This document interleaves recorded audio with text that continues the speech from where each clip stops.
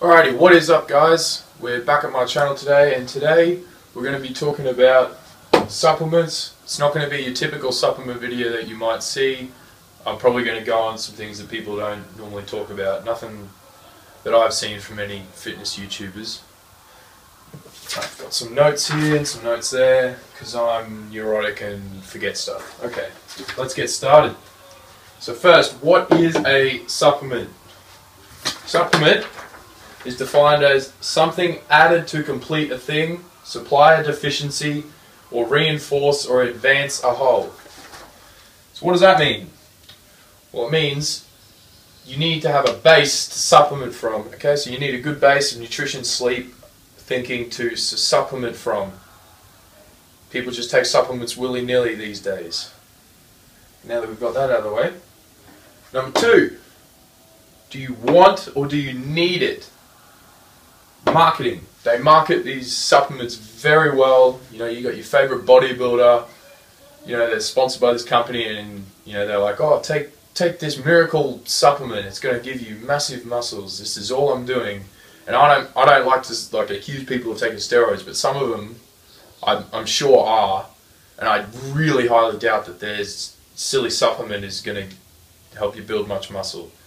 They kind of market it in a way that makes you think that you're not even a lifter if you don't take a supplement. They make it seem like you're superhuman and you need all this extra protein, you need all this extra nutrients to function well, because it's like they're superhuman or something, and it's marketing, it's a scam. Pre-workouts. I never understand why people so young are taking pre-workouts. I used to do it. I think it was just a placebo effect. I never really felt anything. And one day a guy said, how old are you? And I was like 16, because I was looking to buy a pre-workout. And he's like, you don't need a pre-workout, man. You should have all the energy you need. And then I just woke up. I was like, yeah, what the hell? I don't need a supplement. I should be energetic. I'm 16. I'm meant to be full of life. And if you need a pre-workout that badly, really, or if you're dependent on it, like this one says, that just means you're not either sleeping correctly, eating correctly, thinking correctly, drinking correctly, all sorts of things that are taking up energy throughout the day, not giving you enough to work out. So you need to, you know, like I said, supplement to enhance a whole, so you need a base. And then dependence. People get dependent on supplements. So they get dependent on the pre-workout. If they don't have the pre-workout, they have a shit workout. So I haven't taken a pre-workout. Maybe I've probably taken like 1 or 2 in the last year. I don't even take creatine, stuff like that. And now number 3, the quality. What is the source? Nothing can ever be better than its source. No supplement can ever be better than the source it comes from. So if you have a multivitamin that's derived from plants, the quality of that supplement cannot exceed the quality of the plants that it was derived from. It's as simple as that. Sound simple? So you need high quality, and we'll get into that later.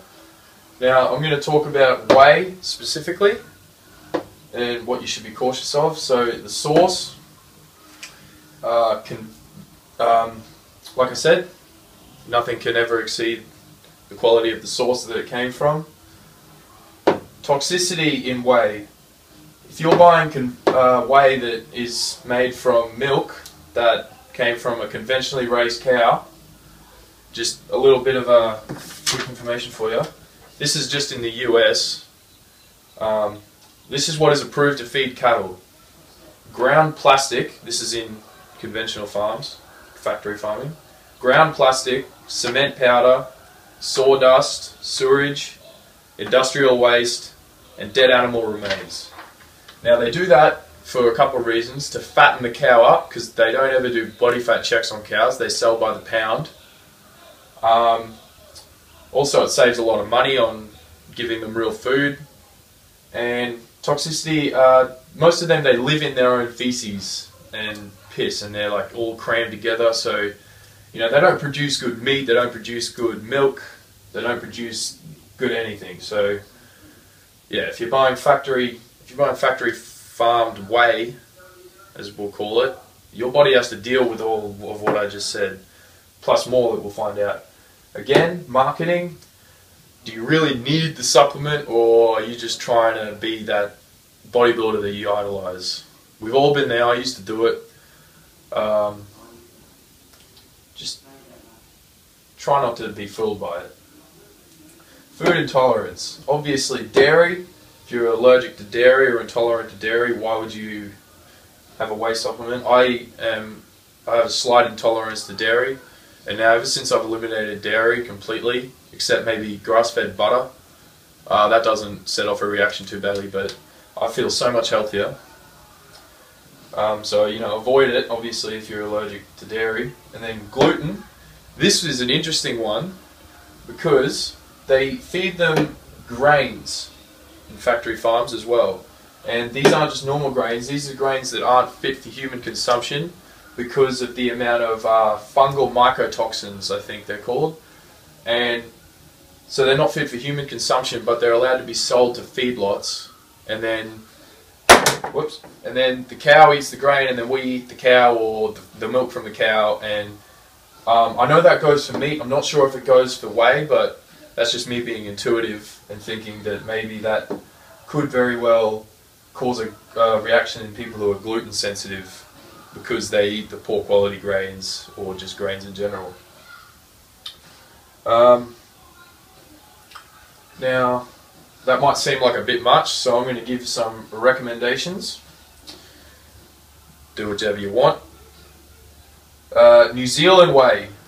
The farming regulations in New Zealand are much better than Australia. They actually just declared them as sentient beings in New Zealand, so hopefully the farming quality will get even better. The next step down from that would be Australian brand whey, because again that's just a little bit less better, but still better than American farming regulations. So I would avoid American ones. And then the next step above that would be vegan protein powder, because of what I just said with all the stuff they feed cows. I wouldn't recommend people have whey at all, but if you're going to have whey, I would recommend a New Zealand whey. But with the vegan protein powder, I would avoid soy. Like 90-95% of the soy in the world is genetically modified, and personally I'm not a fan of genetically modifying our food. I think it's a huge fucking gimmick, to be completely honest. And as well as that, there's something about like estrogens in it and gives you man boobs. I don't know. I don't look too far into it. Then the next step up from that, and this is where I'm at, organic or biodynamic supplements.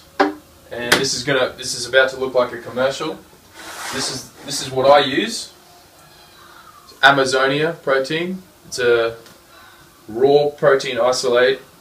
It's vegan. It's got prebiotics. It's made from golden pea and brown rice. It's absolutely amazing. It's certified organic. Like I said, vegan friendly. It's got good bacteria in it that helps. So it's more than just a protein powder. It helps your gut. It helps your digestive system. All that. I've got the vanilla and the cacao and coconut flavor. Absolutely amazing tasting, especially in smoothies. And then I got the Amazonia Raw Greens green supplement. I have this maybe after my workout, after my banana, and then I'll have the smoothie with that. And this has all sorts of good stuff in it. It's got 74 trace minerals, organic spirulina, organic chlorella, organic alfalfa grass, wheatgrass, barley grass, quinoa, spinach, kale, rosemary, nettle, parsley, broccoli, Jerusalem artichoke. It's got all sorts of good stuff in here. And if I was going to recommend a supplement, it'd be something like this, especially because it's not a whey, so you know you're not getting all the toxicity from that. As well as I've heard whey is just toxic in general. And yeah, it's really good for your health. It'll help support the systems that detoxify your body so that your body has energy to build muscle and burn fat. So that's what I would recommend. Amazonia Raw. I'll put a link in the bottom below. I'm not like affiliated with them at all. I just fucking love the product. I'd love to get sponsored by them, but I doubt it. And lastly, if you're sitting there thinking, oh Ben, those organic products, they're way too expensive. Well, then save your money and just buy real food. You don't need a supplement. Again, remember, you're being marketed. You're being marketed into thinking that you're somehow trying to be superhuman, so you need 250 grams of protein, take 2 scoops of this whey a day, take this pre-workout because you need all that energy. No, you need to eat real food. Okay? So buy real food, and real food to me looks like organic or biodynamically grown produce, so fruit, vegetables, nuts, all that, and organic or biodynamic grass-fed, pasture-raised, free-range meats, and basically that's it. But whatever real food looks like to you, the basic rule is, if it comes from the earth, eat it. If you can find it in the wild, eat it. Okay, stay away from that processed shit, the chips, chocolate. What do some people do? A lot of fitness YouTubers, they eat Sour Patch Kids. I don't understand that one bit whatsoever. Yeah,